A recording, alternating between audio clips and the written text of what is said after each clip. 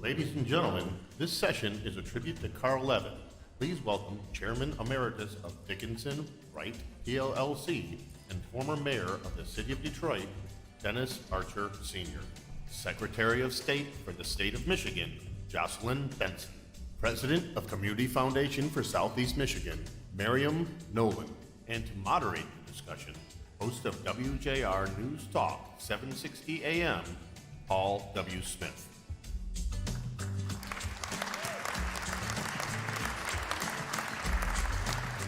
Thank you.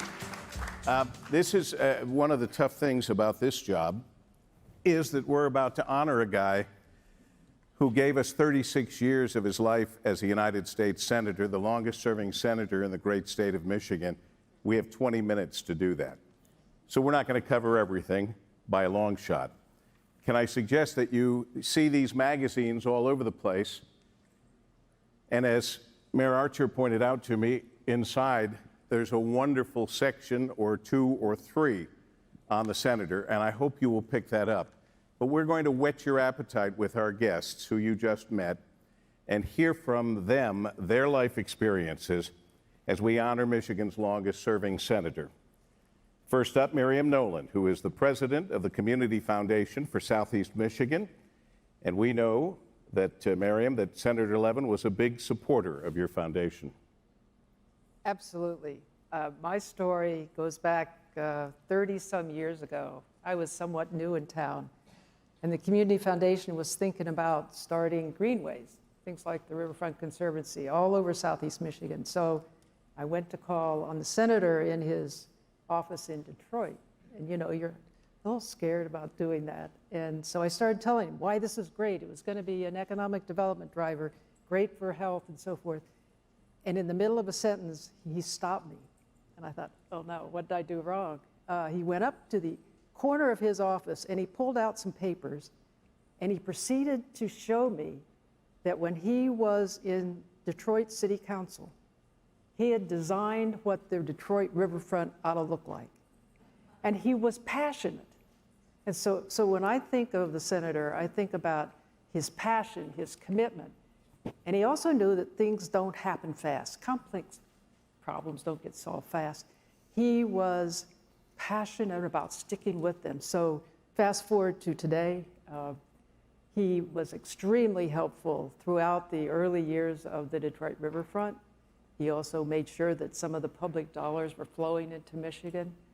And when he came back to Michigan, he joined the board of the Riverfront Conservancy because he was still committed to making that happen. And for me, the first thing I think about is trust, passion, commitment, and persistence.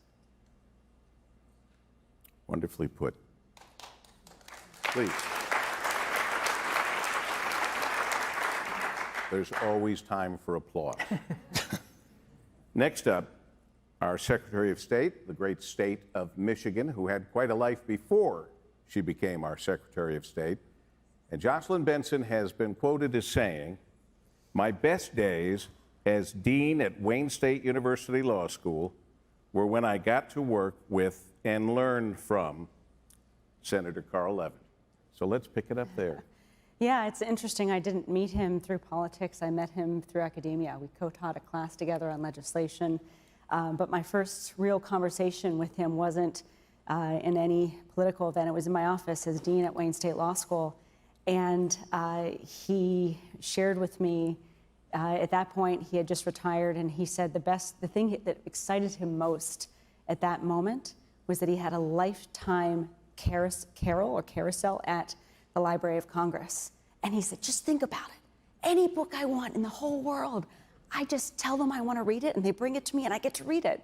And it just really captured to me his love of learning, his passion for knowledge and truth and facts. And then as a co-professor, as we taught a class together, you saw in every day he gave every moment his best. He over-prepared. He thought of every question and answered every question.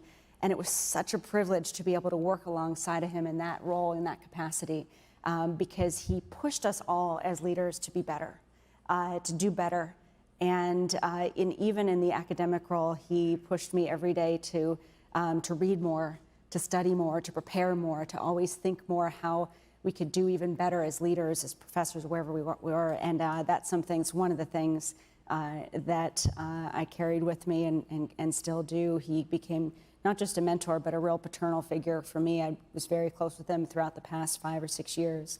And it's still, his loss, the emptiness of it is still very real and fresh for all of us who had the honor to work with him closely. Very good. Good memories that none of us could have, never working with him like that. However, finally, we turn to Mayor Dennis Archer, and he has had a lot of experiences as a colleague and as a very dear friend with Senator Carl Levin, and I'm looking forward to you telling us a few stories. I think everybody remembers that Carl was a member of the Detroit City Council, and he was a great councilman who cared deeply about the entire city of Detroit and its surroundings.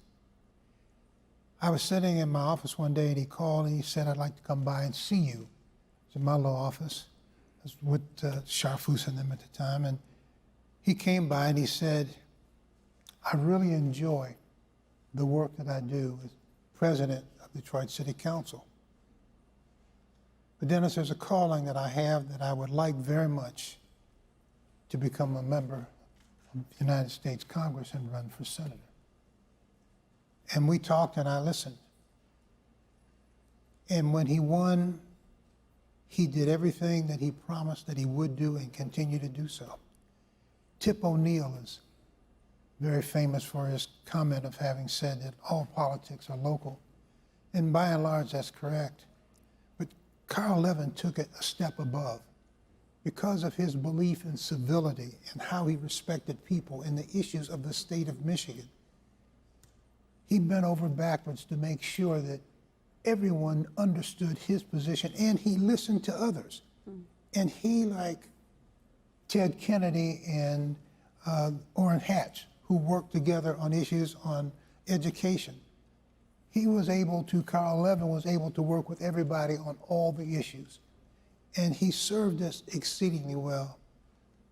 Jocelyn Benson, before she became Secretary of State, also was a very prominent role player in the legacy that he left at Wayne State University, which you should mention a little bit. And Gene Dreicher called after Carl had resigned and said, "Will you come and be a trustee?" And I said, "Absolutely."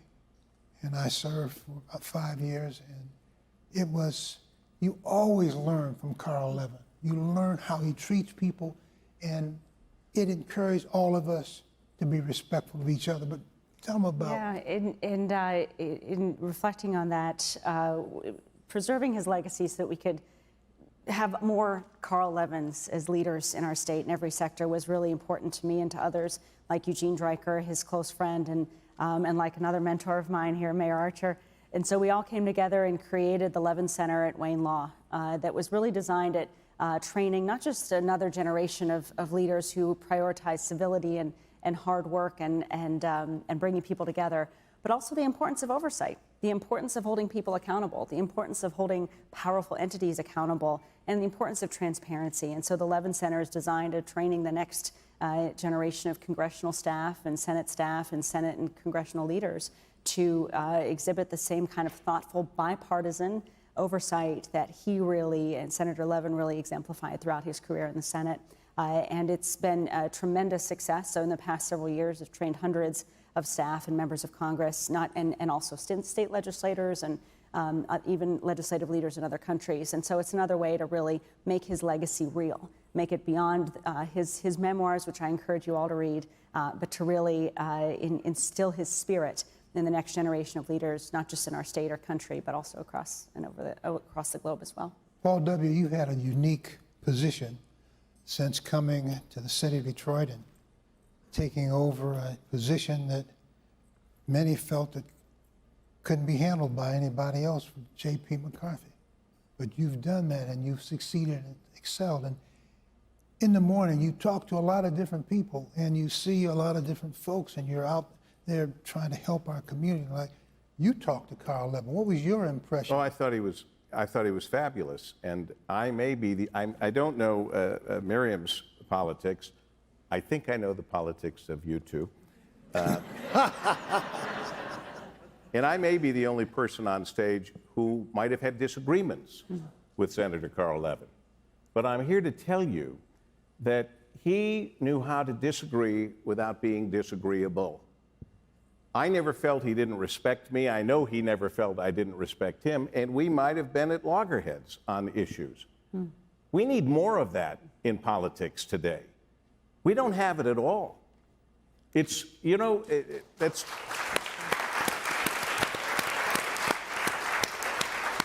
I remember being in Washington for a number of visits at the White House for both parties, whoever was president at the time.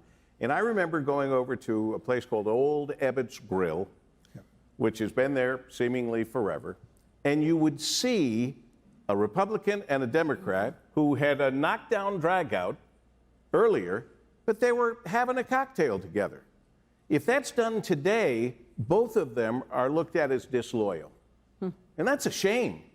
That's really a shame, because without free and easy conversation, just disagreeing with each other gets us nowhere, just disagreeing with each other. These things need to be worked out. Frankly, it's really also the value of being up here again. And I've been here 26 years, I think, almost in a row, save last year, of bringing people together in a circumstance and situation where they can have conversations, where they can have unguarded conversations and learn a lot. And you were a big part of that along the way, and coming up with a report card and not just talking about what we should do and what we accomplished. And then I kind of noticed that we'd come back the next year and we were going to accomplish it again. And I thought, wait a minute, I thought we solved mass transportation last year. I even had a hat that said we did, but, but that wasn't the case. And the mayor came up with a good idea of having like a report card, which you guys have to this day. But back to Carl Levin. He was just a wonderfully nice, brilliant man. I truly respected him. And when he had a statement or a belief or a stand that I didn't have, when he told me his statement, stand, or belief, I really listened. And I'm not ashamed to say he changed my mind on a couple of issues. I'm not so sure I ever changed his mind, but I do believe, and you had a wonderful opportunity to work with him at your law school that had to be very special. Yeah, you know, it's interesting. As you're talking, I was reflecting on how one of the, I would go to him for advice all the time. And one of the most interesting things was that he never often had an answer. That he sort of, inherent in his advising or decision making was kind of this inherent recognition of the complexities of problems and that there aren't easy answers. And he always acknowledged that. He never, even if I was asking him, what should I do about this or that, he would weigh the different sides and encourage me to come to but he would always kind of acknowledge that there weren't easy answers and that listening to each other and he would live these values, himself listening to others and coming up with his own perspectives, but again, acknowledging the complexities of decisions, of problem solving, of leadership. And that is a real humility and an honesty in leadership that we don't see often today. But he also had time for everyone. If you tried to get to him, you could. And I always respected that. You know, I was not in public office, but we had ideas. He always told the truth. You knew what he believed. And if he said he was going to do something or support it, he did. But being accessible, I found really unusual in a person of his standing and what he was so busy. But I hold that very dear. You started to say. A couple of things. First, I want to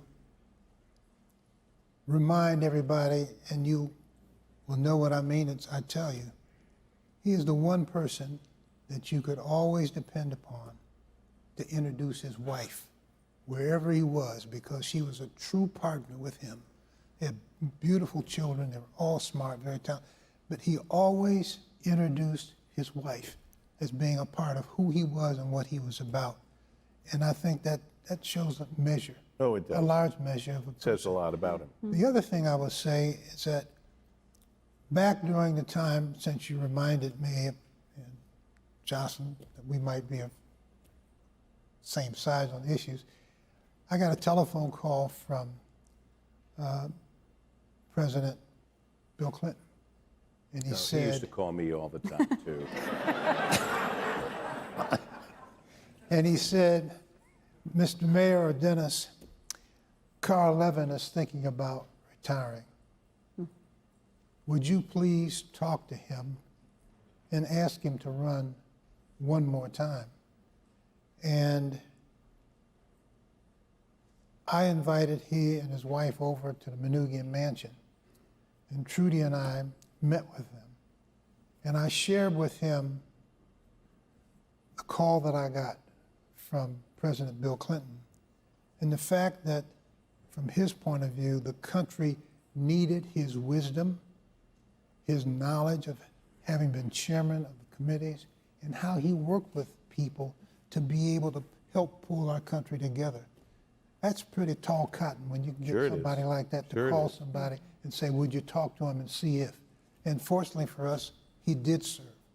And he just did an outstanding job until he felt that it was time. And he's always given back. As Mariam will tell you, he'll do anything for the foundation because of your work, because of what you do with that foundation and how you give back to the community. He wanted to be a part of that. Yeah. And you could always count on him to step up. But that's like you, Paul. It's, You know- it's interesting. In one of my last lunches with him, I was struggling with a particular issue, and really it was an issue that caused people, allies of mine, people in my own party, to not be happy with me. And so I had lunch with Senator Levin, who I never ever could bring myself. I never bring myself to call him anything but Senator Levin, despite his on near constant "call me Carl, call me Carl." So anyway, I had lunch with Senator Levin, and I talked to him about it, and he it sort of gets to his quiet strength. He really talked about the challenges oftentimes of being solitaire in speaking up for integrity and speaking up for the truth and challenging even those, your supporters, your own party, and those sorts of things. But he lived that life of courageous, humble independence as well, as we talk about sort of different sides of issues. He was a very independent thinker, and he encouraged other leaders as well, regardless of what party you could be affiliated with, to do the right thing, to lead with integrity, to understand that a lot of times that's tough, and it's isolating, and it's lonely, but it's the right thing to do. And so he could always count on him to give me that affirmation. And that's one of the things I think a lot of us who would go to him for that kind of support are really going to miss. And on his board of trustees, we had several United States senators who happened to be Republicans because they believed in the work that Carl did, and they were very supportive of him. Yeah, he knew that not one party had all the answers or not one perspective had all the ideas, and I think that came through in the way he not only made decisions but was able to bring people together and reach compromise and solutions. You know, I'm looking at you, and I'm looking at the big screen, and we have seen a number of photographs of Senator Carl Levin, and it reminds me of what a sweet, sweet man he was. A brilliant man, excellent at everything that he did, cared about everyone that spoke to him. Not once ever was he big-timing it, or don't you know who I am? Or in any way, shape, or form playing the U.S. Senator card. Yeah. For 36 years, he held his dignity and was dignified with all of us. And I think that what we certainly know is we all will miss him. Whether we agreed with him politically or not, we knew he was doing what he felt was best for Michigan and the United States of America. Now, you couldn't have ever seen it. I've never seen him lose his temper. I've seen him be passionate. I've seen him be angry about wrongs that needed to be righted.